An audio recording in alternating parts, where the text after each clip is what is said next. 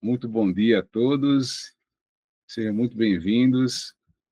Hoje, 3 de novembro de 2024, estamos aqui online, conectada com todo o Brasil, para mais uma reunião da AGE Pernambuco, né? Nossa Associação Jurídica Espírita do Estado de Pernambuco. Eu sou Renan Lira, atual presidente, e temos a honra de termos aqui nosso amigo José Luiz Terra, que irá fazer nossa estudo da manhã de hoje. E gostaria de convidar nosso amigo diretor acadêmico, Roberto Albuquerque, para a condução dos trabalhos e, com a palavra, nosso querido amigo Roberto Albuquerque. Muito obrigado, Renan. Muito bom dia a todas e todos. Mais uma alegria enorme, né? Estamos aqui todos reunidos, uma manhã de domingo, para mais um estudo da nossa Associação Jurídica Espírita do Estado de Pernambuco, e com a facilitação da tecnologia, oferece e permite, né? Estamos com o colega Luiz Ter, do Rio Grande do Sul, hoje, tá? Colegas do Brasil inteiro, do norte ao sul do país, tá?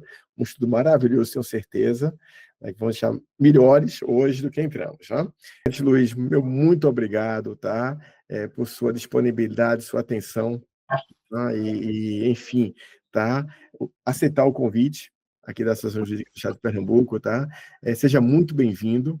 Tá? Não sei se você já conhece presencialmente aqui o estado de Pernambuco, tá? Mas o próximo encontro será presencial, tá? Porque tenho certeza aqui que a oportunidade de nos reunirmos novamente acontecerá, né? Um encontro não é suficiente para o tema tão belo, tá? Como que será discutido hoje, e espero vê-lo aqui em 2025, né, na nossa Federação Espírita, aqui onde ocorrem nossas reuniões presenciais, Luiz. Aqui é bom essa época do ano, tá, Luiz? Porque começou o verão para valer, tá? E você vai poder aproveitar aqui o fim de semana nas nossas praias também, Luiz. Muito bem-vindo, amigo. E, enfim, a palavra é sua. Obrigado, Roberto. Eu agradeço na pessoa do Renan. Então, Renan, muito obrigado pelo convite para poder vir até hoje para a gente conversar sobre essa obra que eu gosto tanto, e que é o livro Memórias de um Suicida, da dona Ivone Pereira. É uma oportunidade maravilhosa. E, Roberto, obrigado pelo convite. Eu tenho um carinho profundo pelo Pernambuco. Eu chego a imaginar que já andei vivendo aí por essas áreas. Já em outras vidas, eu sou talvez o juiz do Rio Grande do Sul mais nordestino que vocês conheçam. Eu amo o norte, eu amo o Pará, já estive 2 vezes no Pará. Então, eu tenho uma ligação muito forte. Eu gosto da comida, eu gosto das pessoas, eu gosto demais. O norte e nordeste, para mim, está no meu coração. Então, é muito bom estar aqui hoje com vocês, conectados. É muito bom poder falar sobre espiritismo com vocês. E sim, eu agradeço o convite e tem que cuidar, Roberto, porque eu sou o tipo de cara que é meio sem noção. Você convida assim por educação, olha, passa aqui em casa, eu apareço. Então, já que foi feito um convite, agora vocês estão numa situação que eu vou ter que aparecer mesmo. Então, vamos conversar sobre a obra. Que bom que você gostou da leitura, Roberto. Fico muito feliz. Esse é um livro que foi muito alegre produzir ele. É interessante porque o livro Memórias do Suicida ele começa muito triste, ele começa muito pesado, e as pessoas todas repetem que, e se pegar ainda audionovela, não passa dos 15 minutos. Não começa a escutar aquele negócio. Nossa Senhora, leitura pesada que cai no vale. Temos o nosso amigo lá, Camilo, numa situação deplorável e a pessoa tem um quê e não avança. A beleza do Memórias do Suicida, ele está no avançar, ele está no caminhar. Se vocês olharem a trilogia da Dona Ivone Pereira, a trilogia da Dona Ivone Pereira, ela começa pela última encarnação de queda, é verdade, vai para a segunda queda anterior a ela, e assim ela vai retornando quando a terceira obra que ela publica é a reencarnação mais antiga. E por que ela faz isso? Ela faz isso porque é muito doloroso lembrar. E E para ela foi mais menos violento começar pela anterior, para daí avançar, para relembrar, porque a dona Ivone, ela tem um grande mérito. Tem que ser muito forte para encarar a sua história e tem que ser muito forte para rever a sua história, porque vocês sabem, estamos aqui num ambiente entre irmãos e estudiosos do espiritismo. Quando o médium recebe a missão de fazer a psicografia de uma obra, esse médium ele mergulha no lugar. E quando ele mergulha no lugar, ele vê, sente tudo que o espírito está sentindo. Imaginem você voltar para o lugar que você viveu, reabrir as suas memórias e ser tomado pela nuvem, pelo ambiente, pela energia do que passou em queda horrorosa. Não é para pouca gente. E para piorar, você relembra a tua queda. Então você tem um espírito que está ditando uma história, e essa história é a tua queda, e a tua queda vergonhosa. Mais ainda, a beleza de Ivone, e ela é essa médium tão maravilhosa, exatamente porque além de fazer isso, toda vez que alguém fala sobre a obra, toda vez que alguém lê o livro, as energias tomam conta dela. Então, nós estamos agora conectados com Ivone Pereira, sem sombra de dúvidas. Eu não tenho dúvida disso, ela nos sente, porque nós estamos falando dela, nós estamos falando da vida dela, nós estamos falando do passado dela. E isso tem que ter muita coragem para fazer uma coisa dessa. Porque é falar de dor, queda e sofrimento. E ela falou de dor, queda e sofrimento para consolar. Não foi para outra, não é para ser... Dona Ivone é um espírito evoluído. Sim, é verdade. Ela conseguiu numa encarnação que nós precisaremos em muitas.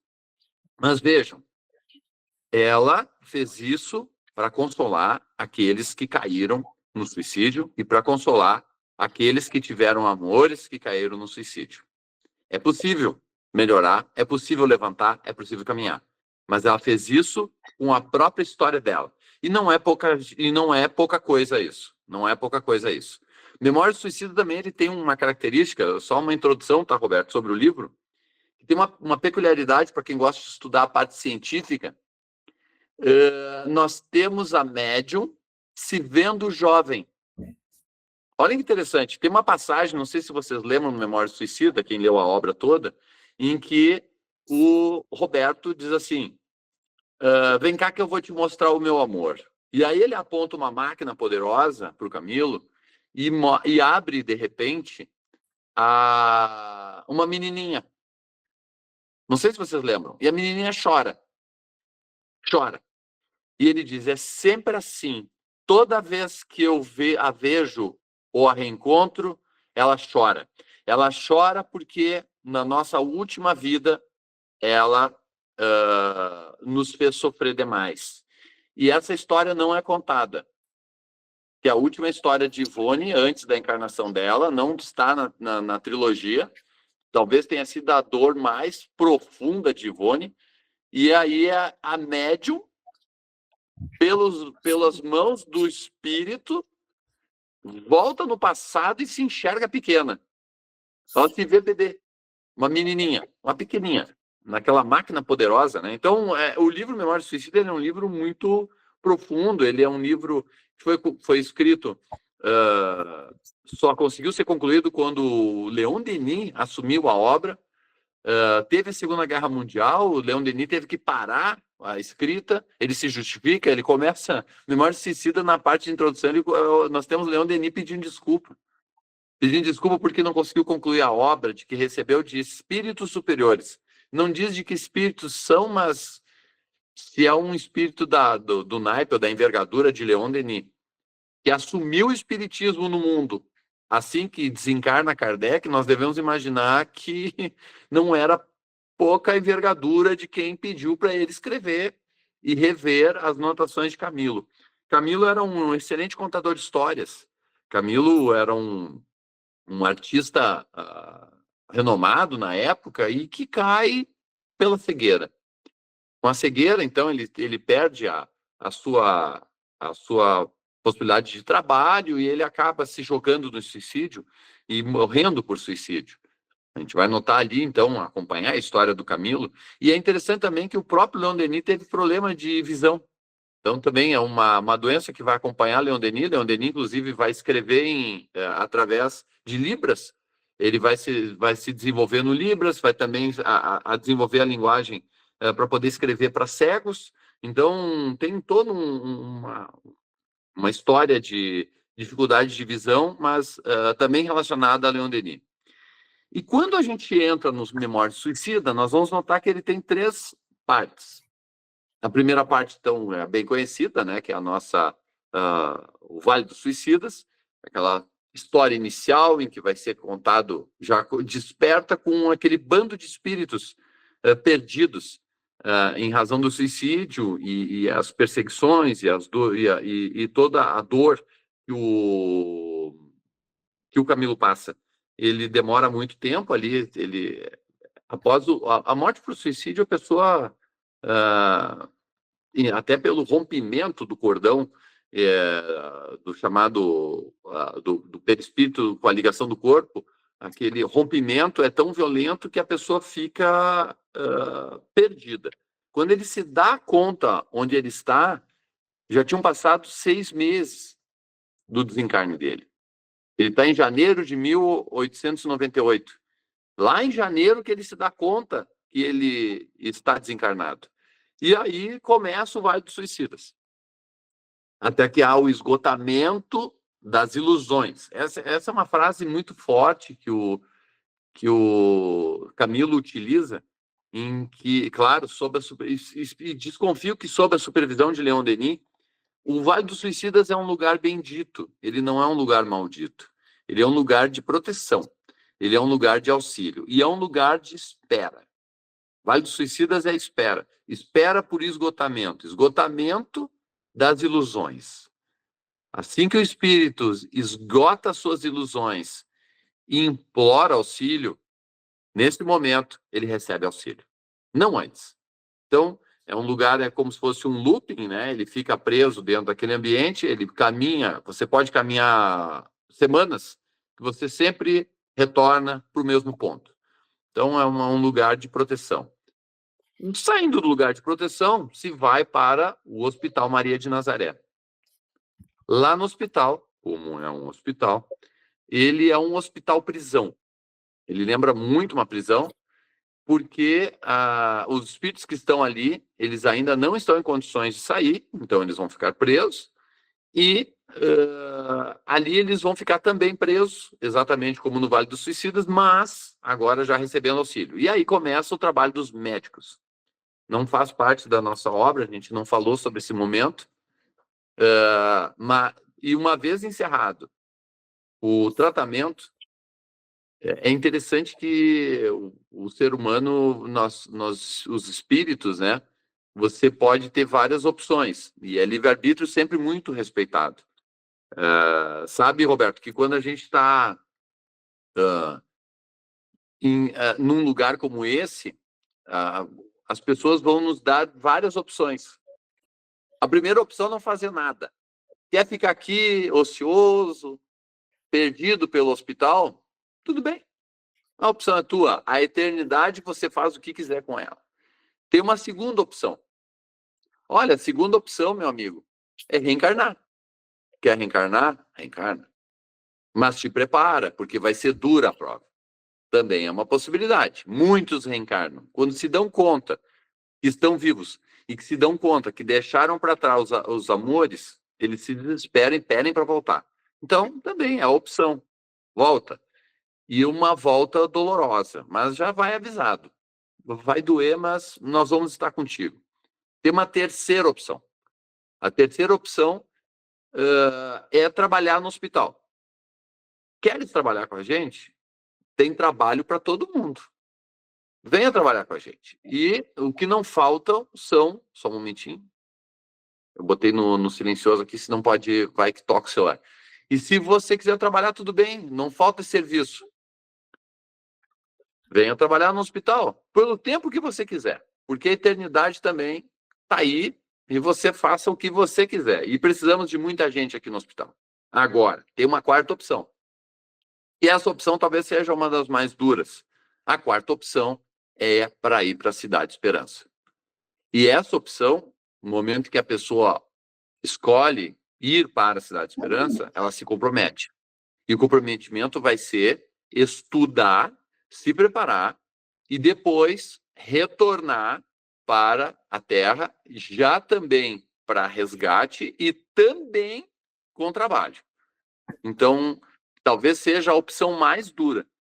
Talvez seja a opção que mais vai te cobrar no futuro. Mas é a opção que o Camilo faz.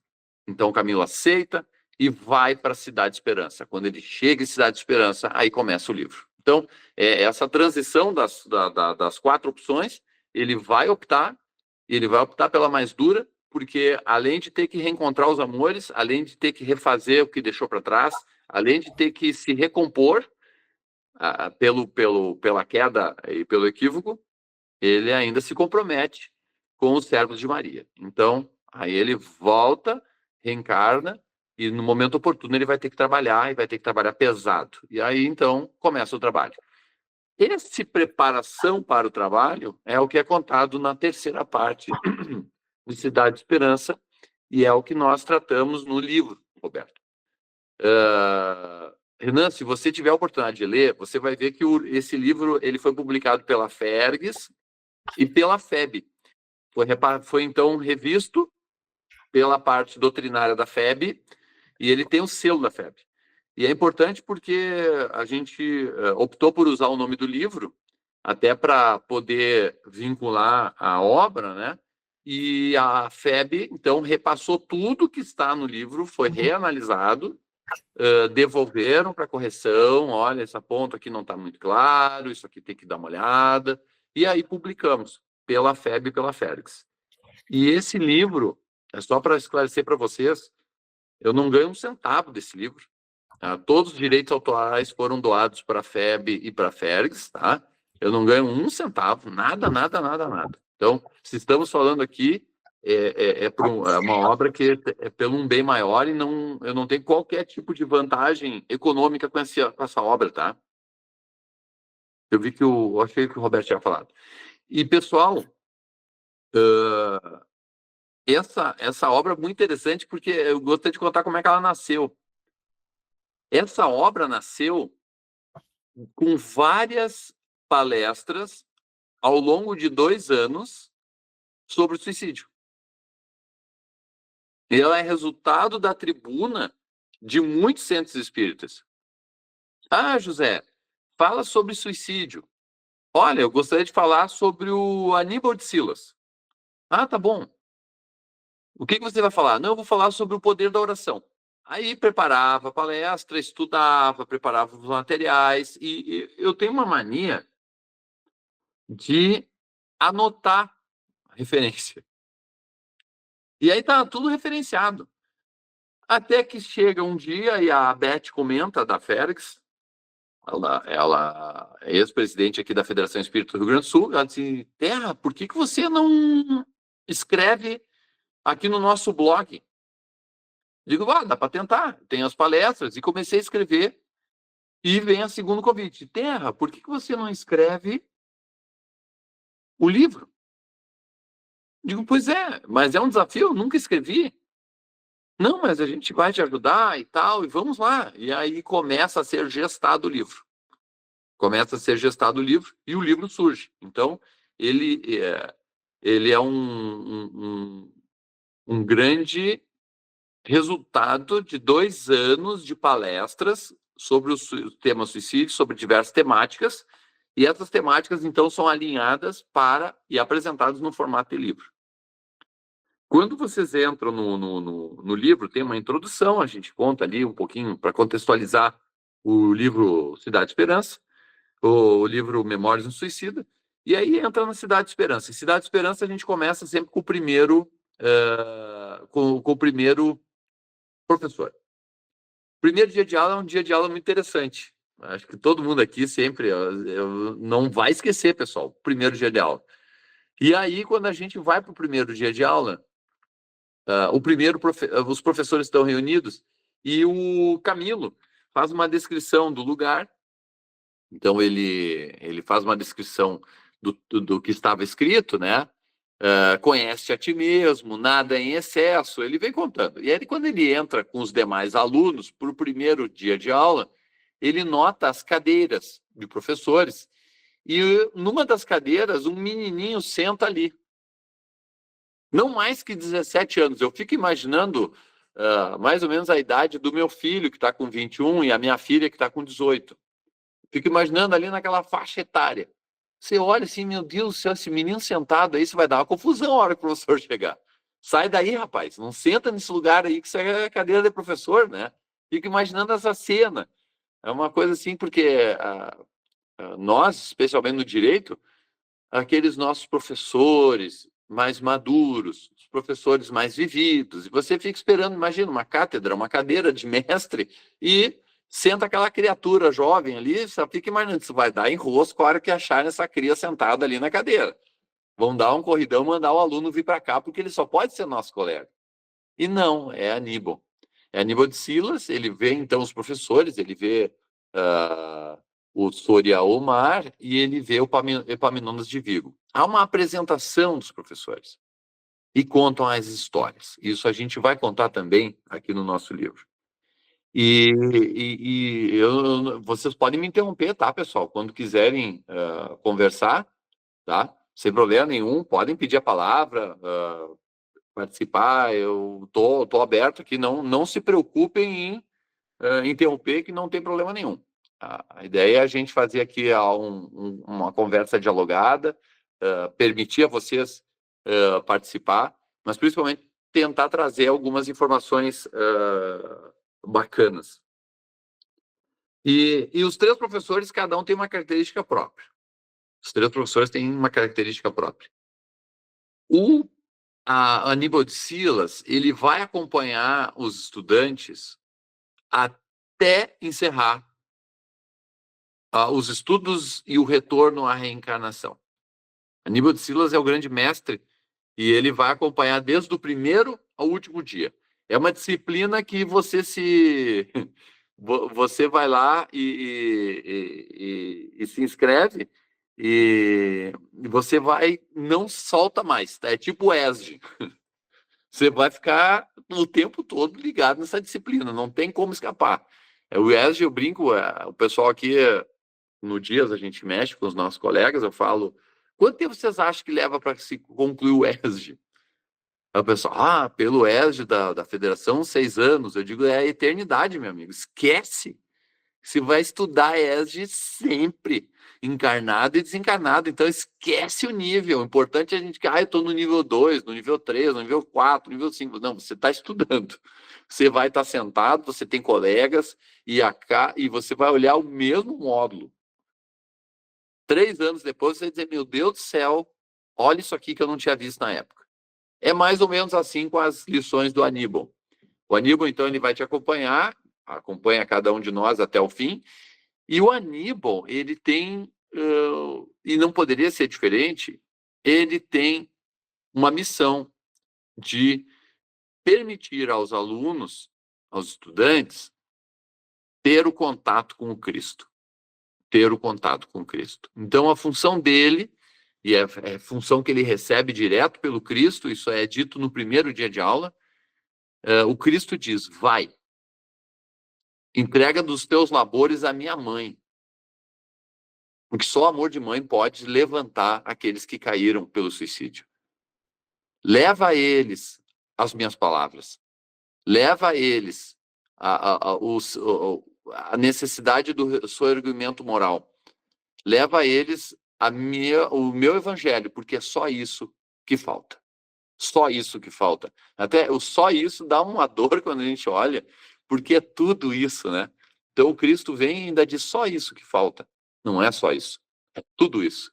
E nessa essa grande lição, talvez, a gente vem perguntando a todo momento durante o livro se será que essas lições é só para o Camilo e para os amigos?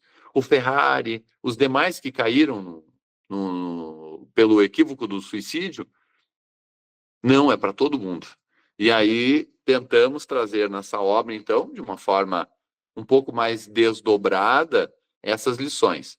Vocês, na leitura, vocês vão notar que ela é muito reflexiva. E essa é a ideia. É para a pessoa parar para pensar enquanto lê. Porque lembrem, foi escrita na tribuna, para a tribuna. Então, o Leon Denis também fazia isso muito, que ele fazia palestras, e das palestras públicas ele transformava em livro, ou em capítulos de obras. Então, é uma técnica muito utilizada por Leon Denis, ela é muito poderosa, porque vocês sabem, quando a gente ocupa a tribuna para fazer qualquer tipo de atividade, uma palestra, nós lançamos formas, pensamento em cima das pessoas que estão ali. Então, a pessoa que está sentada, vamos lá, a Zenilda está lá no Centro Espírita de Alto do Pará e ela vai fazer uma palestra. Enquanto a Zenilda fala, as imagens saltam e pegam as pessoas. Então, é muito perigoso quem ocupa a tribuna lançar quaisquer formas de pensamento. Tem que cuidar muito que você manda. Então, você precisa pensar bem o que você vai falar, que formas de pensamento você vai moldar, porque você vai jogar em cima daquelas pessoas as formas de pensamento. Já vi muita gente falando sobre memórias de suicida e a pessoa fica só no vale. E isso é horroroso, porque essas formas de pensamento, elas explodem no ambiente espiritual, especialmente para os desencarnados. Toda vez que falamos, o número de encarnados é muito menor. O número de desencarnados é gigantesco. E quando se propõe a falar sobre um assunto como suicídio, quem está ali ou morreu por suicídio, ou tem dores desencarnado, dores supremas relacionadas ao suicídio, e está no auditório. E aí você joga. Vamos falar sobre o suicídio da Ivone, lá no livro tal. Rever, falar. Gente, cuidado.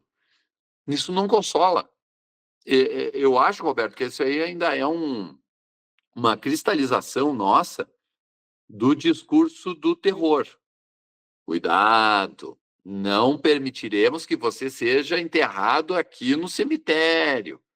Cuidado. Tua família não vai ter que te deixar num buraco junto, não sei aonde, porque aqui no cemitério não. Como se o medo e o horror da punição fosse algo que ajudasse as pessoas a não morrer por suicídio. Diga, Juca, vi que você levantou a mãozinha. José, eu gostei que você falou isso aí, porque como é um tema que eu já abordei diversas vezes, eu sinto isso mesmo. O quão importante é a gente ter um equilíbrio, porque por um lado também, né, eu já percebi, inclusive em comentários de palestrantes famosos, em congressos, naquela parte lá de debate, quando fala do suicídio, o quão a gente tem que ter esse equilíbrio, porque hoje, como o número de suicidas é muito grande, inclusive no meio jovem, né? A gente não via falar de suicídio de crianças, de jovens. Claro que a gente deve fazer ter esse cuidado de uma certa advertência, porque o próprio Evangelho fala de que uma coisa em comum em todos os suicidas é o arrependimento, né? Porque a consequência, tanto que o livro Memória Suicida, ele vai mostrar tudo que iria acontecer se ele não tivesse, apesar do quadro desesperador, né, o quão tinha perspectivas de solução, tudo tem solução. Então, de fato, é esse equilíbrio de dizer o quão lamentável mas, ao mesmo tempo, claro, a gente entender que que Deus é pedagógico. Quando você falou, por exemplo, do umbral, muito bom. André Luiz diz isso, né? Que no estágio dele, quando ele chegou no umbral, o umbral é o jogo escuro das ilusões. Quer dizer, uma ilusão claro que a morte, para quem está já no nível evolutivo, Herculano Pires morreu e participava de reunião mediúnica. Na mesma noite, todo mundo estranhou que ele nunca faltava, e ele se comunicou. Né? Claro que a morte é de cada estágio que a gente está. Mas, assim, concordo demais com você, esse cuidado de, claro, não dizer que tudo bem, porque tem gente que diz assim, critica muito o espiritismo, que, muito bom, você faz o que você quiser, porque você vai ter outra oportunidade, né? Mas pode comprometer diversas encarnações.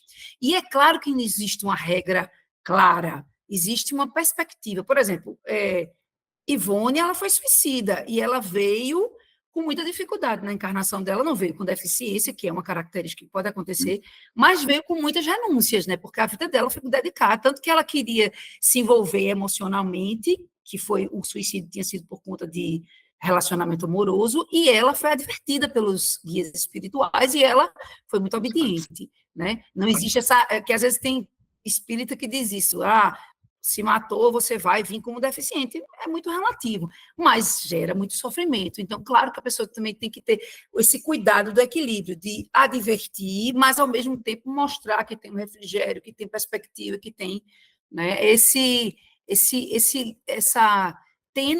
linha tênue de também ter esse lado de advertência, que eu acho que você aí muito bem colocou, né, de ter cuidado também para não desesperar, porque imagina, eu acho que tem parente que sai de uma palestra suicida desesperado, né? Imagina os que estão assistindo lá, que estão na situação, né? Então, de fato, é só fazer essa abordagem. Obrigada. Não, obrigado, Gilca. Obrigado. Excelente teu comentário. Se eu puder, então, agora eu vou aproveitar o teu gancho, eu vou dar algumas sugestões para quem, quando quiserem falar sobre suicídio, tem alguns cuidados que têm que ser tomados. Primeiro cuidado, leia. Leia. Tem que pegar aquele livro, Viver a Melhor Opção, do André Trigueiro, vai estudar, evita aquelas afirmações tabus, o que está fora, o que não tem comprovação, não fale o que você não estudou. Primeiro, estude sobre o suicídio. Segundo, Gilca, lembra do Dr. Bezerra de Menezes? Tem um momento em que ele está numa mesa mediúnica e aí um rapaz levanta a mão e ele faz um desafio ao Dr. Bezerra. Ele diz assim, eu vim aqui, eu sou cientista, isso aqui tudo é uma mentira, eu vou provar que o espiritismo não existe, que está tudo errado, e você pode marcar dia e hora. Então ele vai lá e faz um desafio de duelo, um duelista, né? Ele vai fazer um duelo verbal com o Dr. Bezerra de Menezes, ele pede assim, marca dia e hora que eu venho aqui e eu vou acabar com qualquer argumento que você levantar. Aí o Dr. Bezerra pede para o presidente do Centro Espírita para dar a palavra para ele, né? Posso falar? Ele disse, por favor. E aí, qual é a frase que o Dr. Bezerra usa? Ele diz assim, amigo, marcarei dia e hora, quando você quiser, mas para poder ir nessa atividade, eu só te peço uma coisa, me mostra uma mãe que perdeu o filho e foi consolada com as tuas palavras, me mostra uma família que foi levantada pela perda de um ente querido, do pai que deixou as crianças sem qualquer tipo de proteção, e ele começa a trazer uma série de situações e diz assim, me mostra o dia que me mostra o dia que você consolou alguém e tirou da beira do penhasco da loucura e do suicídio, que eu vou conversar contigo. Nesse dia eu aceito o teu desafio. Gilca, se você subir para uma tribuna para tratar de perispírito, não importa o assunto. Eu brinco com o perispírito porque o perispírito é um dos mais difíceis de tratar, porque é altamente científico. É difícil tratar assim, uma parte do aspecto moral. Tá também, mas é difícil de puxar ali um aspecto moral. Se você subir numa tribuna para tratar de fato, para tratar de exemplos, você não entendeu por que você subiu na tribuna. Porque quando subimos numa tribuna, é para consolar. Consolar. E consolar envolve falar a verdade. Não dourar a pílula. Mas não é só falar sobre a dor. Aí volta aquela conversa do discurso do terror. Eu vou fazer o discurso do terror, porque daí eu vou diminuir o número de suicídios, porque eu vou assustar as pessoas. Porque é a verdade. O que é consolador num discurso em que só ficamos relatando situações de como a pessoa está no outro lado? Não há consolo algum nisso. Eu estou falando a verdade. Sim, a bem de falar a verdade, eu estou destruindo as pessoas. O nosso foco tem que ser consolo. Se o nosso foco tem que ser consolo, talvez uma abordagem que é muito boa quando eu trato suicídio, e eu divido com vocês, comecem dando a boa notícia. Os nossos amores estão vivos. Sim. Aquilo, a pessoa respira com aquilo. Vai ser duro, vai ser complicado. Não vai ser fácil, vai ser doloroso, mas a gente vai conseguir. E aí começa, você pode até falar do exemplo, vou trazer o exemplo do Camilo, conta a história do Camilo. E volte a consolar no fim. Então, console no início e no fim, porque nós nos perdemos só falando sobre o lado doloroso, com a preocupação de querer resolver o problema, que é complexo e multifatorial do suicídio, achando que estatística resolve. Que contar a história de alguém resolve. Não resolve. Tem que começar consolando e terminar consolando. Esse caminho é poderoso. Esse caminho ajuda. Diga, Juca. Não, e até porque é o nosso principal objetivo. A doutrina é consoladora, é o consolador prometido, né? Isso! Se a gente tiver essa característica, que às vezes a gente percebe até no próprio meio espírita, né? Às vezes aquela coisa, fulano está com isso, no mínimo é porque... Primeiro tem essa característica muito de punição, né? Você está sendo punido, né? Gera até especulações que a gente nem deve especular, até porque as nossas dificuldades podem ser expiações, mas podem ser provas também, né? Esse lado que parece que pesa muito no lado expiatório, de punição, e Deus não é punitivo, ele é pedagógico. Gostei muito da sua fala quando você falou do umbral, porque a gente sabe que não existe o inferno, mas existe no meio espírita, não vai, mas vai para o umbral sofrer. Quando, na verdade, um umbral, mais uma característica pedagógica, né? Foi aquilo que a gente, digamos assim, projetou para nós, para a nossa aprendizado e evolução, faz parte também, né? E não aquela característica de punição que não existe. Né? Até, se a gente for olhar, por exemplo, na codificação, existe, pode encontrar, mas é porque, claro, que é utilizado algumas expressões que é mais fácil de entender para nós, mas se a gente for fazer uma contextualização, né, de toda a obra, de todo o ensinamento que o Espiritismo vem aclarando os ensinamentos do mestre, né, nunca é punição, é sempre ensinamento, é sempre aprendizado. E, Juca, eu vou trazer um exemplo agora que todo mundo aqui, porque aqui é AGE, tá? É jurídico, então tá todo mundo acostumado. E eu vou usar o teu nome, tá? A Gilca é juíza e ela vai ter que julgar um processo. Então, eu tô trocando inclusive, a função. É para dizer, pessoal, ele não está contando a história da Gilca. Só peguei de exemplo. A Gilca vai pegar lá aquele processo. Vocês devem trabalhar aí com o PJE, né? Imaginem com 45 mil eventos, tá? Imagina o tamanho do processo, 45 mil eventos. Ela abriu a tela lá no PJE e disse assim, esse que eu vou julgar improcedente. Meu Deus do céu, mas você nem leu. Você não sabe nada. Você não produziu prova, você não... Como assim improcedente? É assim que a gente faz quando a gente julga alguém que morreu por suicídio. Isso aí é punição. Gente, você está abrindo o PJE, pegando um processo aleatório e dizendo improcedente ser lido. Sabe qual é a chance de errar? Já errou. Não pode falar que é punição, não pode falar.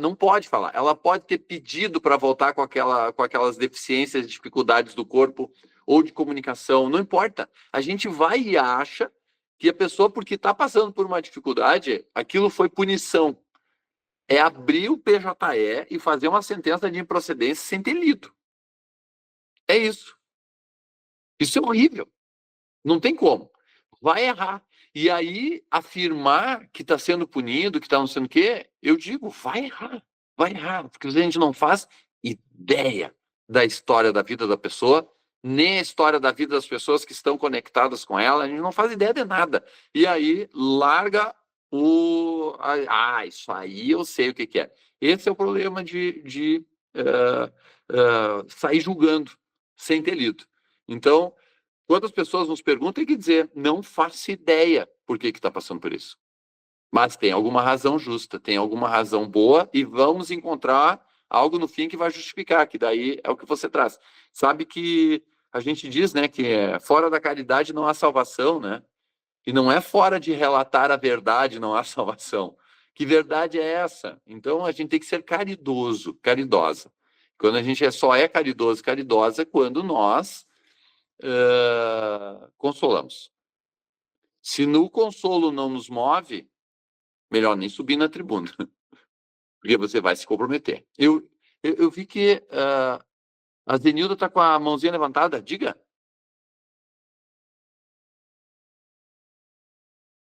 Só tem que abrir o microfone, Zenilda. Infelizmente, eu não te escutei.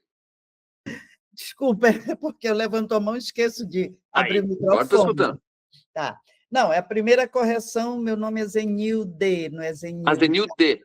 Isso. Desculpa.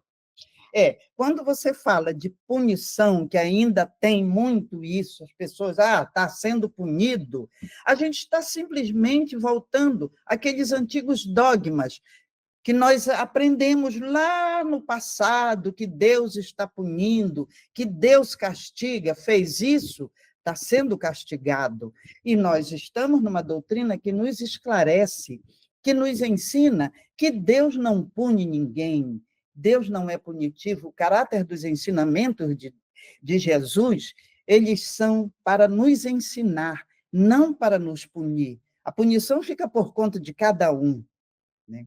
A gente ainda vê muito, ainda escuta muito nos meios que a gente participa, das pessoas defenderem a ideia do suicídio. Minha vida é minha e eu faço dela o que eu bem entender.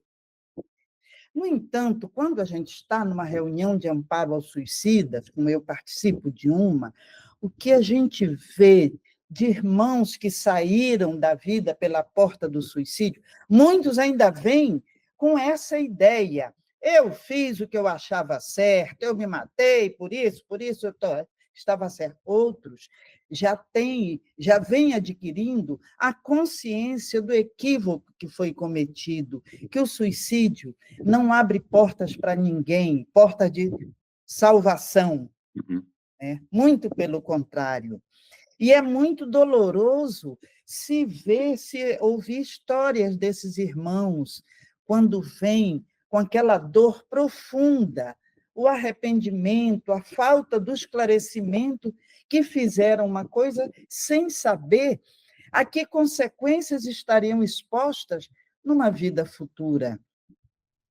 Então, quando a gente está no ESD, por exemplo, a gente sempre puxa esse gancho para o esclarecimento do equívoco que é o suicídio, porque a gente vai, na prática mediúnica de amparo aos suicídios, aquilo dói na alma da gente quando estamos participando, vendo aqueles irmãos que chegam com a dor profunda de reconhecer o que foi feito.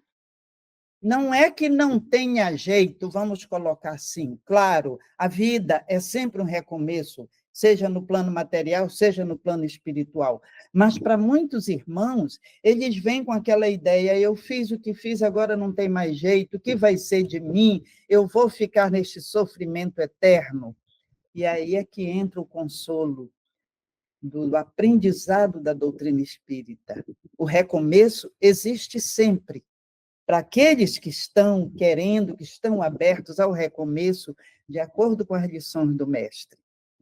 Era esse pequeno comentário que eu queria fazer. Não, obrigado, Zenilde, verdade. Essa questão de recomeçar, a gente tem que sempre salientar.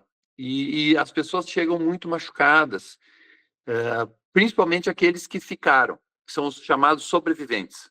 Os sobreviventes são os que mais sofrem porque eles se jogam numa culpa, numa jaula de culpa. Eu podia ter feito alguma coisa. Eu poderia ter evitado. Eu poderia ter, e eu poderia, e eu fico, e se, eu poderia. A pessoa entra num looping e a pessoa se joga dentro daquela jaula de dor e sofrimento, se cobrando que jamais teria capacidade de poder técnica ou capacidade de reverter algo tão violento quanto a decisão de alguém tirar a própria vida. O André Trigueiro tem das atividades que ele fez da Federação Espírita, na época de prevenção ao suicídio, e ele fala sobre a bomba, o desarme da bomba. Ele usa esse exemplo. Ele diz assim, é como se fosse uma bomba, relógio, cheia de fios, são inúmeros fios. Fio laranja, fio vermelho, fio roxo, fio amarelo, fio dividido em 2, fio dividido e voltando de 3, é uma confusão. E achar que nós teríamos condições, com um alicate, de desarmar a bomba. A gente não tem condições de desarmar a bomba. Não temos condições de desarmar a bomba. Nós fizemos o nosso melhor e, de novo, volta o consolo. Teremos a oportunidade de refazer, teremos a oportunidade de voltar. E esse momento aí, então, é de novo volta o consolo. Mas veja, se a pessoa está jogada ali dentro daquela ilusão de culpa, que a gente precisa retirar. E, de novo, Zenilde, é aquele discurso antigo, é um discurso que ele é muito cômodo, sabe? A gente se situa nesses discursos mais comuns e isso nos dá muita tranquilidade. Só que essa tranquilidade é falsa.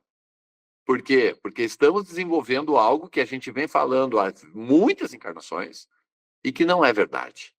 É apenas algo que é repetido, mas não é a verdade. A verdade não é o medo, não é o discurso do terror. A verdade é o consolo. É o consolo. Se não consolar, tá errado, Zenilde. É isso aí, eu concordo com você. Tem que consolar. E o trabalho mediúnico com suicidas é um trabalho muito pesado. As pessoas vêm muito doloridas e, ao mesmo tempo, permite a essas pessoas respirar. O momento que ela se conecta no médium é um momento em que a pessoa desperta e respira. É um refrigério que toma conta do coração daquela pessoa para poder, talvez, aquele pequeno ponto de apoio para seguir em frente, sabe? Então, é um trabalho muito bonito e muito pesado. Então, é um consolo, o simples fato de se conectar já está consolando. Depois vai vir a parte o doutrinador vai conversar e tudo mais, mas o grande passo inicial mesmo é esse contato, né, com o médium. E esse consolo tem que nos orientar. Esse consolo tem que nos orientar. O Aníbal, então, ele vai começar ensinando o poder da prece, ele nos ensina a rezar, nos ensina a orar, ele vai lembrar as lições do Cristo, ele vai lembrar as lições do Evangelho. E depois de um tempo se preparando com a Aníbal, as pessoas vão começar com Epaminondas de Vigo. Epaminondas é um professor diferente. O Epaminondas, ele tem a função de fazer a gente conhecer a si mesmo. E aí é duro. É duro, é duro, é duro. E lembram da Ivone, que ela teve essa coragem de se mostrar, né, nas obras dela? E o que a gente vai ver nas aulas com Epaminondas, ele abre a história da pessoa na frente dos colegas. É interessante que o primeiro que passa por isso já fica numa situação horrível, porque ele está sendo desnudado no que há de maior vergonha nele, que é a queda. E, ao mesmo tempo, os demais ficam aguardando a próxima, quem vai ser a próxima criatura a ter a história mostrada. E aí, ao fim, no final, todos na aula acabam conhecendo o outro, né? Todos acabam se mostrando, mas ele vai e refaz essa necessidade de conhecimento de si mesmo, mostrando e demonstrando para os demais o que a pessoa viveu. Eram aulas bem pesadas. Da mesma forma que Aníbal consolava e ressoerguia, o Epaminondas abalava as pessoas porque eles precisavam se mostrar. E é duro se mostrar na queda. Na vitória é fácil. Ah, pois é, que dá isso aqui, consegui tal coisa, olha só que beleza, né? Agora na queda não. Na queda não mostra. E tem um terceiro mestre, que é o Surya Omar. O Surya ele tem uma atividade, ele tem uma responsabilidade muito interessante, que é o terceiro. Não vou usar a faculdade de Direito, eu vou pegar a faculdade de Medicina, tá? Acho que talvez o exemplo do médico seja um pouquinho melhor para entender, porque o Surya ele usava as cores dos médicos. Ele era um representante dos Esculápios, né? Então ele tinha relacionado muito com medicina, o Surya. Então eu acho que a gente tem que falar um pouquinho do exemplo da medicina. Eu poderia usar do direito, mas eu acho que a medicina é um pouquinho mais poderosa. Imaginem 6 anos de faculdade de medicina, tá? 6 anos, mais 3 de especialização, mais 2 de subespecialização, dá 11 anos de estudo, tá? Depois de 11 anos de estudo, sem nunca ter tocado um doente, sem nunca ter cortado um pedaço em cirurgia, sem nunca ter feito uma costura, larga dentro do pronto-socorro aí de Belém. Vai ser um horror. Vai ser um horror. Zenilde vai ser feio o troço. A criatura, em tese, é ótima em tudo, sabe teoricamente como descrever um ponto, mas nunca costurou um corte no braço. E você larga essa criatura dentro do pronto-socorro de Belém. Vai dar confusão. O Surya tinha a missão de fazer a parte prática do conhecimento. Então, ao longo do estudo com Aníbal, a parte do sorgimento moral, junto com o conhecimento de si mesmo com Epaminondas, o Surya fazia incursões práticas. Então, ele é o professor da parte prática. É a hora de pôr em prática a gente está estudando. E pôr em prática das diversas formas que só um médico sabe. Então, eles iam em Campos Santos, né, em cemitérios, acompanhar como estava o suicida no plano espiritual, olhando lá no cemitério. Eles viam como era o desligamento dos suicidas, como a equipe trabalha. Eles viam, por exemplo, a atividade mediúnica dos médiuns recebendo o espírito do suicida para se conectar e poder se manifestar, e assim sucessivamente. Então, a parte prática era com o Surya. O Surya era a parte prática. Como é que a gente faz para trabalhar?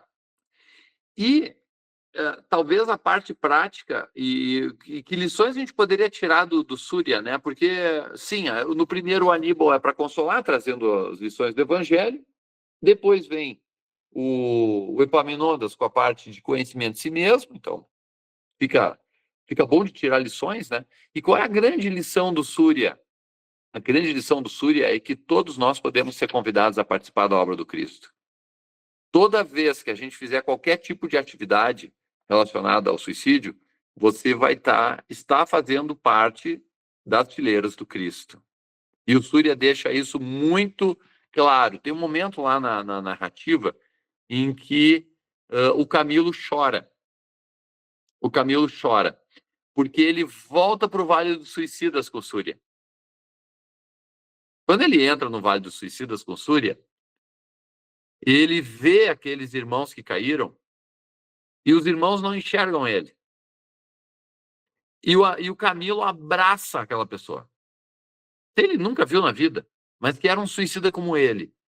E ele começa a chorar quando ele se dá conta que outras pessoas como ele consolaram ele exatamente dentro do Vale dos Suicidas, como ele estava fazendo agora com aquela pessoa dentro do vale.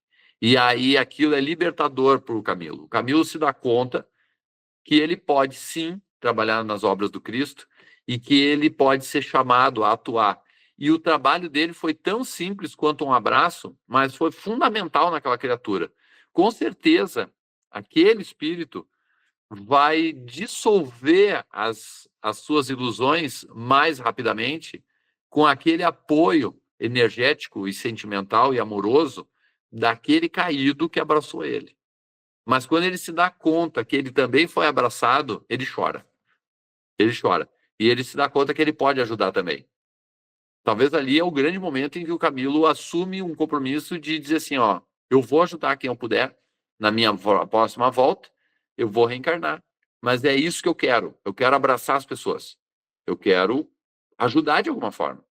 E aí, então, o Camilo vai mergulhar na reencarnação. Não é contado como é a reencarnação do Camilo, nem quando ele voltou, mas com certeza Camilo voltou. Voltou porque seria equivalente a alguém se formar em medicina depois de 11 anos e não querer ir para o hospital de pronto-socorro, né, Zenilde? Então, com certeza ele voltou. Com certeza ele voltou e ele vai ter que trabalhar e trabalhar muito, porque quem estuda tem que trabalhar. Não é vou estudar para não fazer nada. Isso não existe. É o contrário. A gente assume responsabilidades exatamente porque estudou. A gente se preparou, a gente vai lá atrás, a gente tenta solucionar problemas, a gente se coloca à disposição, a gente trabalha com equipes.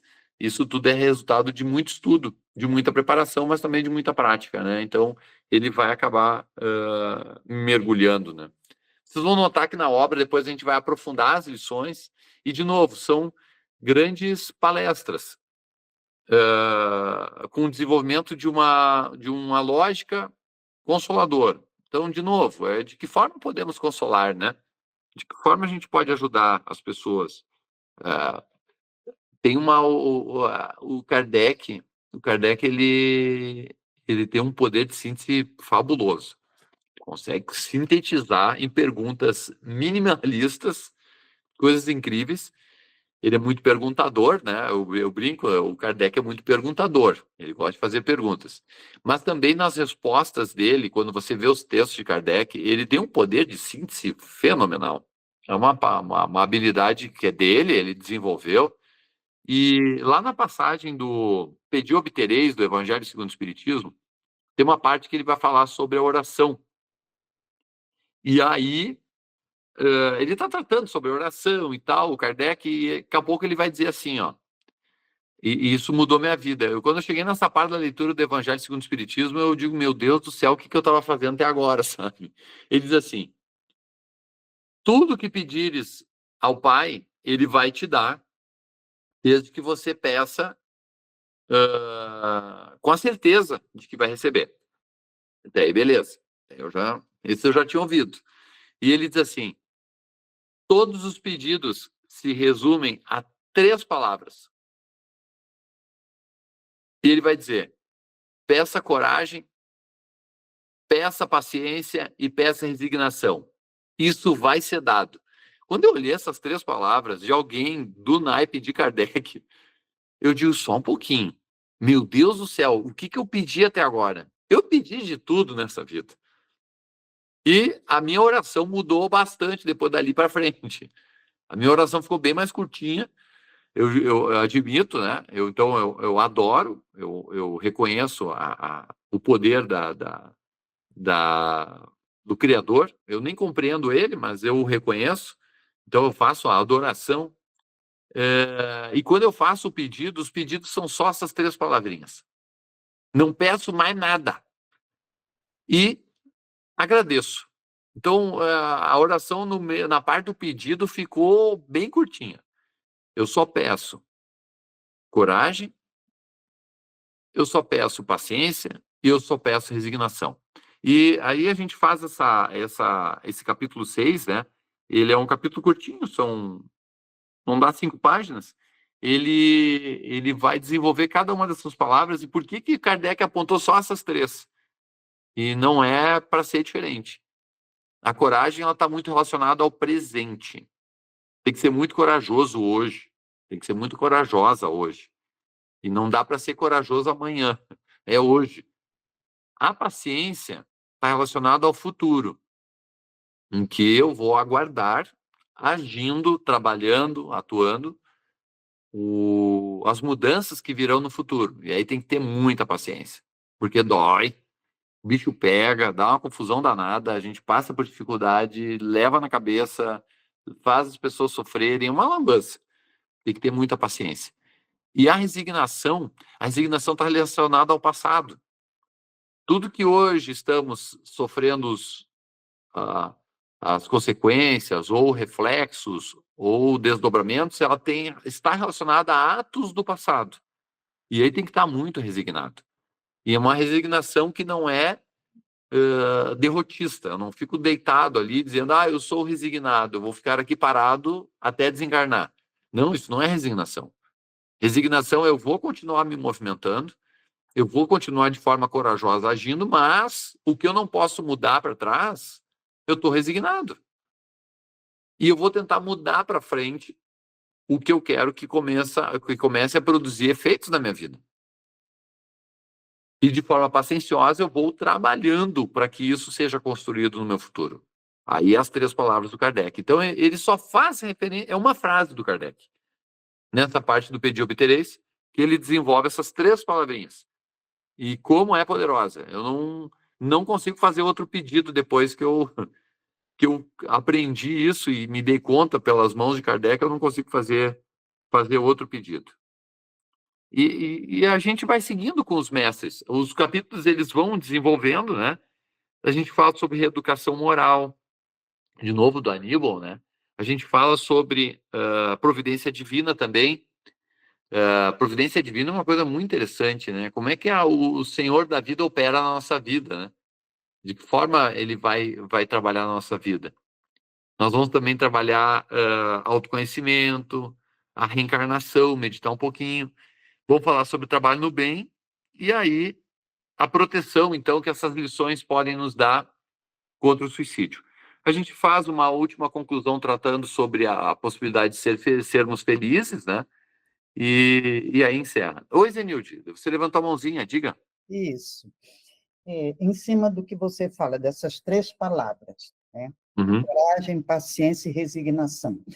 Quando a gente começa a estudar a doutrina espírita, a gente percebe que nós não podemos nos escusar, nos furtar a sermos um trabalhador da seara do Cristo, onde nós estivermos. Não precisamos ser trabalhadores do Cristo somente na casa espírita. Nós somos em todos os lugares que nós participamos, que nós frequentamos. Isso me lembra um trecho de uma mensagem do Espírito Sheila, que eu gosto muito, Semear Esperança, quando ela diz: por certo, a misericórdia divina sabe como amparar os sofredores. Entretanto, Jesus não dispensa a colaboração de todos os aprendizes do bem para amenizar o sofrimento e recuperar a esperança para quem chora. Aí, o nosso trabalho de atuar não apenas numa casa espírita, como coordenador de ESD, trabalhador de mediúnico, enfim, na nossa casa, na nossa família, no nosso grupo de amigos, em todos os lugares, nós nos tornamos esse aprendiz do bem. E Jesus espera exatamente isso de nós, que nós nos tornemos esse trabalhador que vai atuar do jeito que nós pudermos, do nosso jeito, aonde nós estivermos, nós vamos atuar como esse trabalhador que vai ajudar a consolar, enfim, ajudar aquele que sofre. Somos todos trabalhadores da seara do Cristo. As 3 palavras que eu uso, e aí reuso as palavras que o André Trigueiro, de quem eu gosto muito, eu sempre estou assistindo às lives dele, eu conheci num congresso da AGE em Goiânia, é a força, coragem e fé.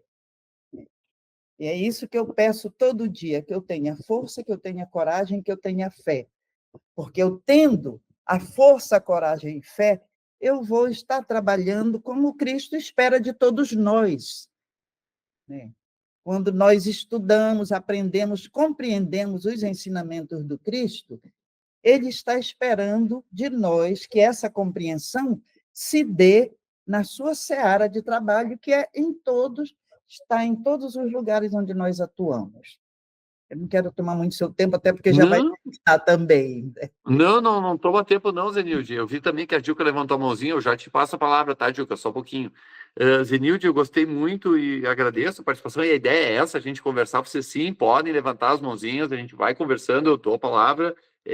A beleza tá nessa troca, e veja, lembrem de Camilo quando ele abraça a pessoa no Vale dos Suicidas. Ele está sendo providência divina. A gente pode ser consolado, e somos consolados a todo momento pelos nossos equívocos, mas que beleza poder de alguma forma ajudar e consolar. Nesse momento, somos providência divina operando efeitos. É exatamente isso, Zenilde. E eu gosto muito também dessas 3 palavras do André, até mesmo porque a fé, Zenilde, é mãe da esperança e da caridade, né? Então, sem esperança, e a mãe sempre nasce antes. Eu nunca vi a mãe nascer depois. Então, tem que ter fé, e aí as crianças vêm, né? E a esperança é a caridade, e ela é uma mãe muito zelosa, ela cuida muito bem dessas crianças, né? Então, se tendo fé, as crianças se desenvolvem. Mas aí eu vou passar a palavra. Gilca, diga. Eu vi que você levantou a mãozinha. Tá, só tem que abrir o microfone, eu não te escuto. Aí. Não, rapidamente, só para comentar da passagem do livro, né, que você falou aí do poder da oração, o quanto havia um refrigério muito grande de todos aqueles suicidas quando havia a oração dos familiares, né? O quão importante é falar também disso, né? Nas nossas falas sobre o suicídio. E aí eu lembrei de uma que Divaldo conta que ele certa vez viu um caso que impactou muito ele, de uma pessoa que se suicidou nos trilhos de um trem, desesperado, né? Deixou a família até ficou revoltada com ele. E ele ficou tão sensibilizado com a história que foi contada pelo repórter, né, de uma forma muito, assim, emocionante, ele ficou orando, colocou no caderninho de orações, ele ficou orando, e certa vez esse espírito apareceu para ele, e relatou quão isso foi importante, porque a família ficou revoltada com ele, pela atitude dele, né, desespero, e ninguém lembrava dele, e aquelas orações foram tão importantes para que ele pudesse, é claro, você não vai mudar o rumo, mas você vai trazer um consolo, um refrigério para dar força, resignação. Então, o quão importante é passar isso, o poder da oração para não acontecer, mas se porventura acontecer, né, esse poder de orar para transformar, para impulsionar aquele ser para sair, né, ter coragem para, né, ir avante, porque ali é um aprendizado.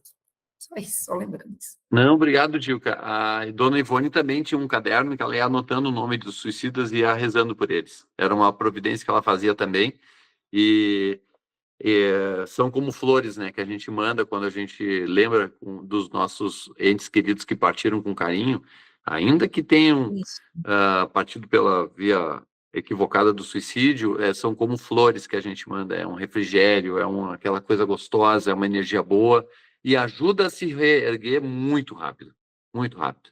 Já pensamentos de desespero, de revolta, são espinhos. Então, esse pensamento tem que sempre bem nos nortear, né? Obrigado, Juca. Agradeço a participação. E vejam, esse nosso esse avançar, aí a gente vai terminar ali falando sobre felicidade, né? E se a gente pode ser feliz ou não, e é um convite que a gente faz no fim do livro, né? Para a gente tentar desenvolver construir a nossa felicidade, né? De fazer a nossa, de alguma forma, aproveitar a vida. E esse livro, então, ele vai tentar, de alguma forma, trazer essas lições e aprofundar as lições. A Beth pede já há algum tempo que seja escrito Hospital Maria de Nazaré. E aí o Hospital de Maria de Nazaré ele é mais duro, né? É difícil da gente voltar para o passado. Não é por acaso que a dona Ivone começou na reencarnação mais próxima. Na medida que vai indo, e quando chega no hospital, o hospital é uma coisa complicada. Tem a torre de segurança, tem a torre onde ficam isolados aqueles que, por a simples presença, pode levar uma pessoa a desencarnar. Então, e não é por maldade, não é porque a pessoa é um espírito trevoso, que quer pegar as pessoas. Não, ele simplesmente, a tristeza que toma conta do coração dele é tão forte que ela pode abalar pessoas muito sensíveis e levando, inclusive, ao desencarne. É uma parte muito pesada o hospital, mas a gente tem que voltar a revisitar. Da mesma forma, no Vale dos Suicidas. Então, há muitas lições nessas duas partes que a gente acabou não desenvolvendo. O livro ele vai tratar apenas da parte da Cidade Esperança, né? Que é a parte do estudo e preparação de retorno de Camilo, mas é também um convite para a gente ler o livro Lições do Mestre de Cidade Esperança, para a gente voltar para o Memória do Suicida e não ficar só na Cidade Esperança, né? Até para tomar coragem, e se alguém aqui ainda não leu o Memórias do Suicida, fica o convite. Ele talvez seja um dos livros mais importantes da primeira leva de produções psicográficas, né? É uma das grandes obras de instrução e de orientação e impactante do Espiritismo. A gente tem que voltar a revisitar essas obras. Nós precisamos voltar e criem coragem. Eu acho que realmente o início é duro ali do Vale dos Suicidas, mas eu garanto, depois do Vale tem outras situações melhores. Quando o Vale dos Suicidas, ele tem aquela descrição muito forte que as formas de pensamento tomam conta da gente, um lugar escuro, escurecido, com raios, com lama. Mas quando a gente vai para o Hospital Maria de Nazaré, o Hospital de Maria de Nazaré, ele tem cores, só ele não tem luz. E é interessante que ele lembra, e aí eu sei que o pessoal aí do Nordeste e do Norte, vocês não estão muito acostumados com isso, mas no inverno, aqui no Sul, tem uns dias de neblina que você não enxerga 1 metro na frente. É tudo cinza. É uma coisa horrorosa, assim, sabe? Aquele dia feio, eu não gosto, sabe? É um dia que não é bonito. Mas, mesmo assim, as flores têm cores. Então, ele é um clima triste, é verdade. Até eu comentei ontem com a minha esposa, eu não lembro o dia de finados aqui no Rio Grande do Sul que não estivesse nublado, triste. É interessante, toda vez aqui no Rio Grande do Sul que tem finados foi ontem, né, o dia de finados, o dia é triste. Ele chove, fica uma coisa estranha, não tem sol. Eu não lembro de dia de sol aqui no Rio Grande do Sul envolvendo finados. E era mais ou menos essa a visão do hospital. Um lugar triste, um lugar meio acinzentado, mas com cores, mas com flores. Então, as flores existiam. Agora, quando entra em Cidade Esperança, aí é o sol, é a luz. Ali o pensamento é outro. Ali o que move aquelas pessoas, apesar da dor e do sofrimento, já é algo que já representa uma melhoria e já representa uma evolução. Vejam, o próprio cenário do livro, na medida em que a gente vai avançando, você vai vendo que vai mudando a influência do pensamento naquela área. Ele vai avançando e vai mudando. Ele vai avançando e vai mudando. E aí ela vai ficando iluminada. Então a gente vai se iluminando na medida em que lê o livro. Também tem esse aspecto de beleza. Tá bem pequenininho, Roberto, eu não consigo ler. Eu vi que você tá apresentando. Não, é só.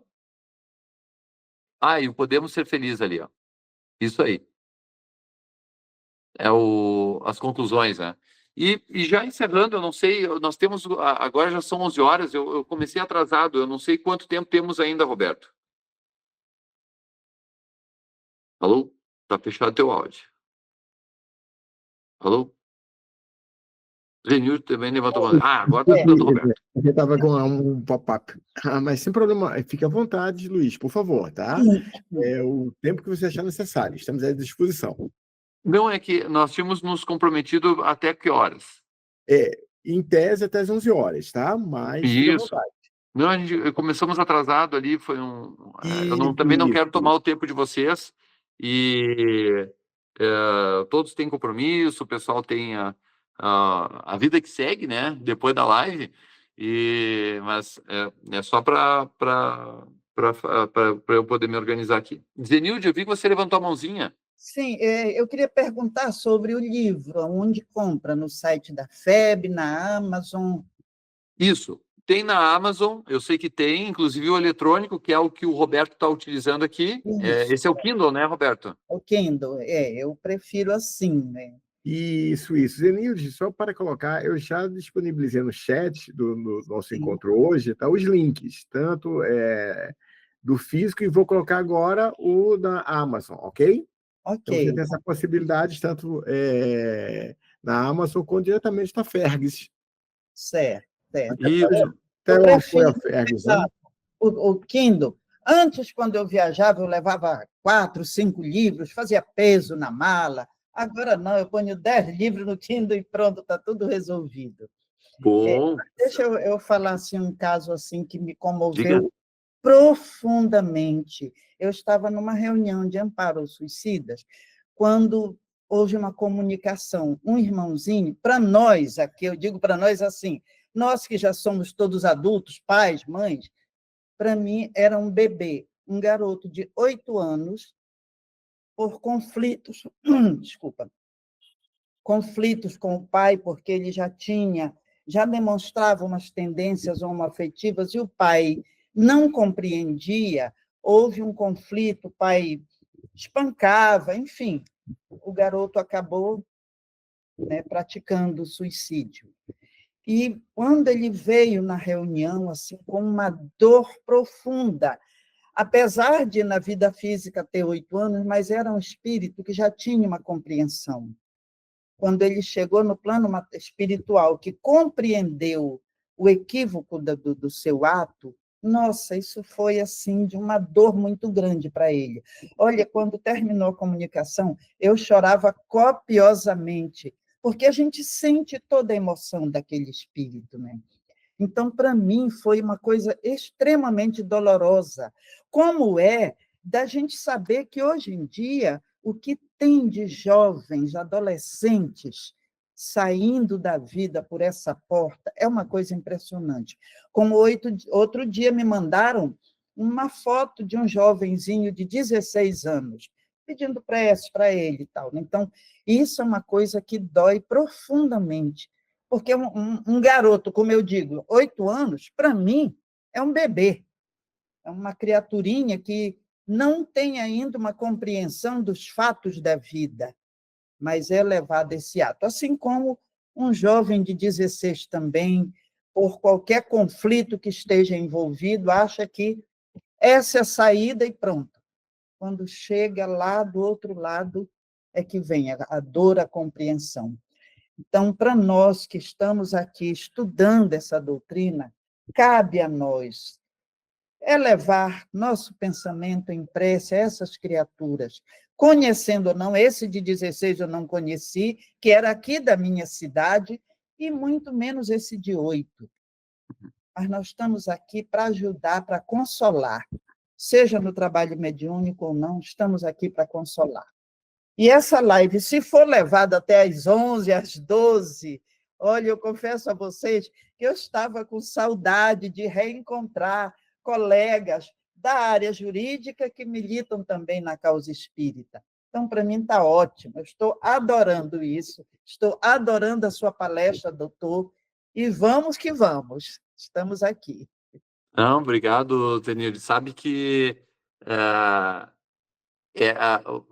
primeiro agradecer os elogios, muito obrigado. Realmente está muito legal aqui a nossa conversa, nosso bate-papo, tá muito bacana e está muito proveitoso. Quando eu terminei de ler o Livro dos Espíritos, me chocou uma das últimas questões. E me chocou porque falava que os espíritos já advertiam Kardec que nós passaríamos por um momento em que haveria dor e sofrimento tão grande que as pessoas ceifariam a própria vida, inclusive jovens e crianças. Está lá, está escrito, com todas as letras. Com todas as letras. Não, em momento nenhum nos esconderam. E aquilo ali me impressionou muito. Me impressionou muito. E a gente acaba vendo isso. E a gente tem que, de alguma forma, tentar consolar e auxiliar, de alguma forma tentar trazer esclarecimento e ajuda e consolar essas pessoas. Então, era algo que estava sendo avisado. Eu achei, em muitos momentos, quando a gente vai lendo o Livro dos Espíritos, a gente fala, não, isso aqui Kardec estava falando, os Espíritos estavam falando da Primeira e da Segunda Guerra Mundial. Eu olho assim e digo, não, já passamos o pior.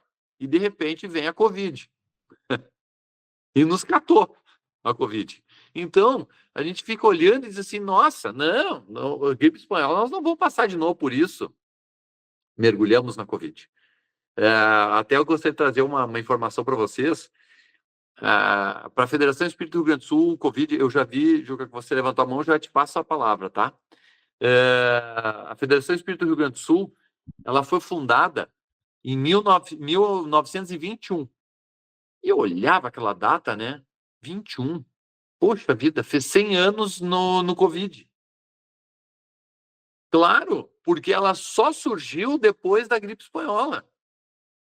A gripe espanhola foi tão ruim, tinha tanta gente sofrendo, que um grupo de espíritas resolveu fundar a Federação Espírita do Rio Grande do Sul para trabalhar e ajudar.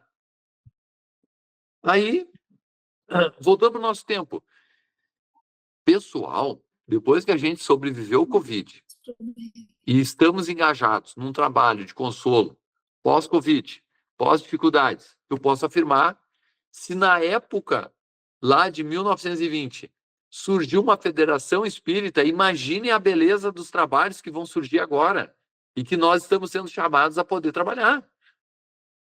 É exatamente isso. Eles não fundaram para poder satisfazer ego, porque era bonito, porque era bacana, porque ia facilitar. Fizeram para o trabalho. Então, vejam, volta para a nossa época, passamos o Covid, agora é a hora de alguma forma trabalharmos e desenvolvermos. Eu não sei se caiu a Juca, deixa eu ver. Eu vi que ela está com a mãozinha levantada. Saiu, né? Caiu, né? Isso. Não, tá bem, daqui a pouco ela volta. Mas vejam, deve ter dado problema de conexão, ela deve estar retornando. Momentos de dor e sofrimento superlativas têm momentos de oportunidade de trabalho. Eu brinco que a gente não pediu para estar encarnado na época do Covid, a gente implorou. Me deixa aí. Me deixa passar aquela confusão danada que vai ter lá. Me deixa de alguma forma ajudar. Porque é por mérito nosso estarmos aqui, mas é mérito para o trabalho. Não é porque a gente é melhor, ou é mais inteligente, ou ganhamos de presente. É trabalho. É para estar aqui e, de alguma forma, desenvolver o trabalho no bem. E também... voltou a Juca. Oi, Juca, tudo bem? Desculpa, vi que caiu. Só tem que abrir o microfone para escutar. Foi a minha conexão, eu terminei entrando pelo computador, do celular, do computador eu perdi.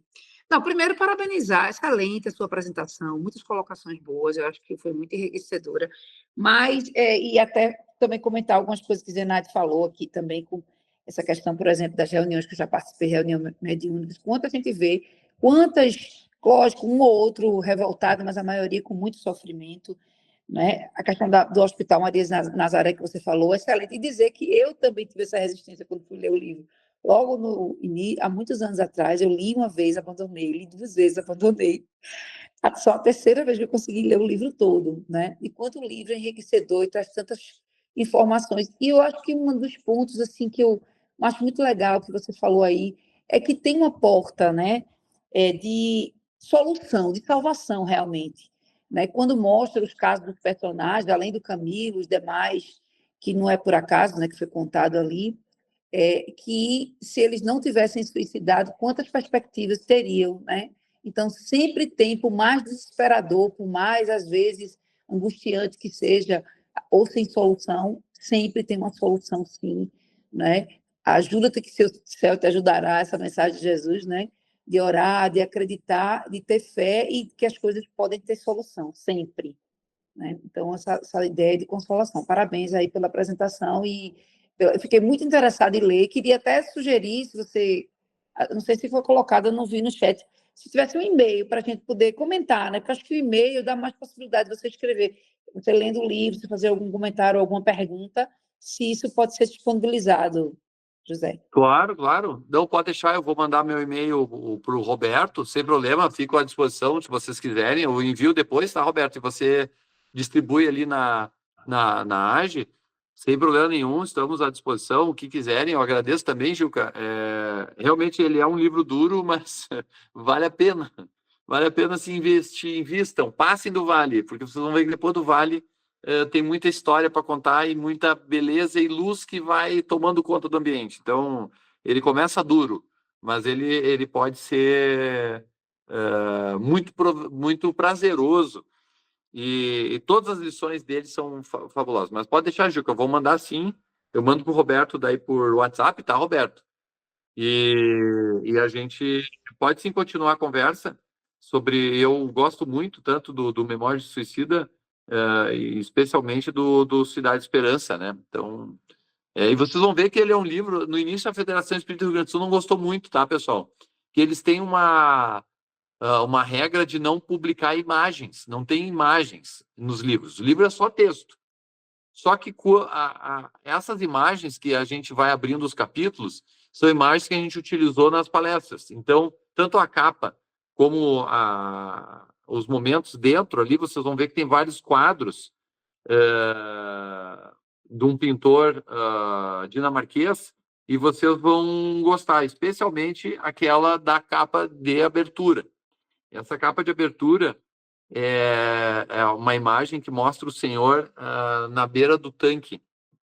Esse tanque, ele tem uma peculiaridade, que as pessoas achavam que os anjos, de tempos em tempos, balançavam suas asas sobre a água, e quando a água ondulava, a pessoa que entrasse na água estava salvo. E aí o artista vai e retrata de forma tão linda isso, porque é o Cristo. Imaginem um Cristo chegando ali perto daquele tanque e aquelas pessoas todas querendo ser ajudadas, né? E aí tem um especial que está num catre, que está numa caminha de acampamento, e ele chega perto dele, né? E quando ele chega perto dele, ele nota que aquele homem está ali sentado, e ele está há muito tempo ali. É um dos que está mais tempo sentado ali esperando para se curar. E aí ele pergunta: por que tu queres ser curado? Aí ele diz assim: mas eu não consigo, porque toda vez que o anjo balança a água, eu não tenho ninguém para me jogar lá dentro da água. Eu não consigo ser curado. E aí o Cristo pergunta a ele: mas tu queres ser curado? Ele diz: eu quero. E ele diz: então te levanta. E aí ele levanta. E ele sai para o trabalho. Então esse homem que ficou ali o tempo todo aguardando para que alguém jogasse ele dentro d'água, ele é curado pelo Cristo quando ele faz a grande pergunta, né? Tu queres ser curado? Quando ele diz que sim, o Cristo o cura. E ele não precisou sequer entrar dentro da água, e ele vê que o Cristo pega algo que tem dentro dele e em favor dele e faz ele levantar. Essa é uma das pinturas, né? A gente tem outras no livro, é um livro que vai trazer muitos momentos interessantes, né? Da oração do Cristo orando no Getsemane. Nós vamos ver o Cristo também, tudo do Karl Heinrich Bloch, né? O Cristo no monte. São imagens para nos inspirar. Então, é para ir lendo, se inspirando e, de alguma forma, trazendo beleza também quando a gente tiver uma oportunidade de fala, para que a arte também nos auxilie a esse sorgimento, né? Eu não sei, Roberto, eu já te devolvo a palavra e agradeço profundamente a participação dos colegas.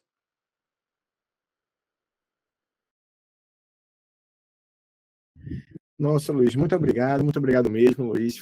Acho que a dica sintetizou muito todo o sentimento nosso, né? Mas isso que eu deixar passar a palavra rapidamente para o Renan. Se o Renan quer fazer algum comentário, enfim, né? Como nosso anfitrião, Renan.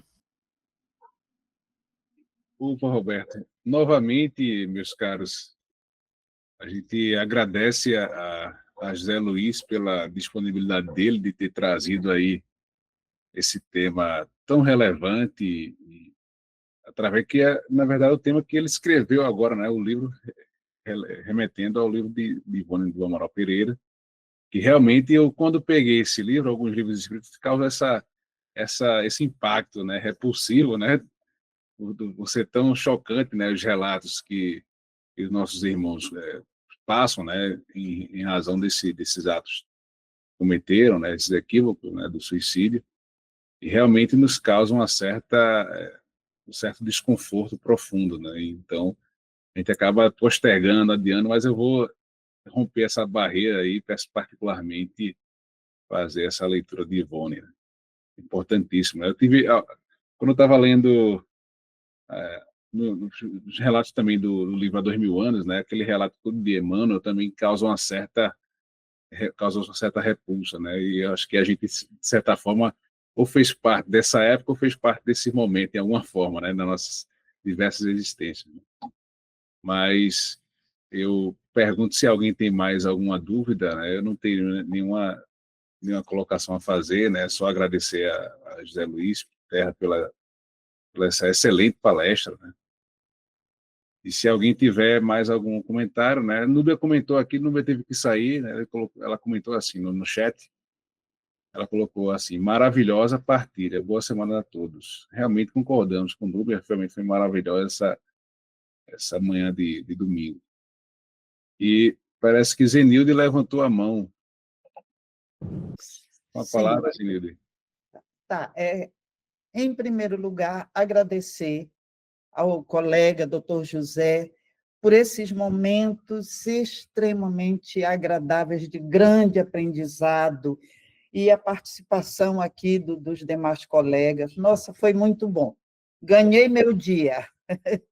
Meu dia de domingo hoje está ganho.